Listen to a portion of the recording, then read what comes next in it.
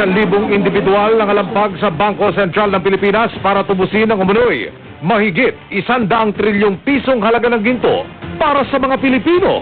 Ito ang tinatawag na ang bagong lipunan, backup of gold, amounting to more than 100 trillion pesos intended for all the Filipino people.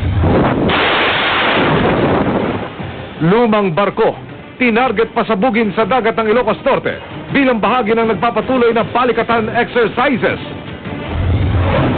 Paglagda ng alyansa ng Partidong Lakas CMD at Partido Federal ng Pilipinas, hakbang umano sa muling pagbuo ng unity ayon kay Pangulong Marcos. Permit sa peace rally na dinaluhan kagabi ni dating Pangulong Rodrigo Duterte, bigla umanong kinansela.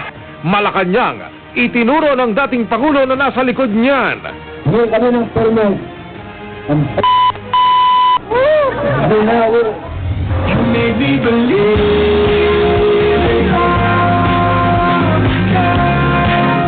At Marian Rivera, kumasa sa hamong dance challenge ng Ben and Ben. Live mula sa GMA Network Center, 20 taon nang nakatutok.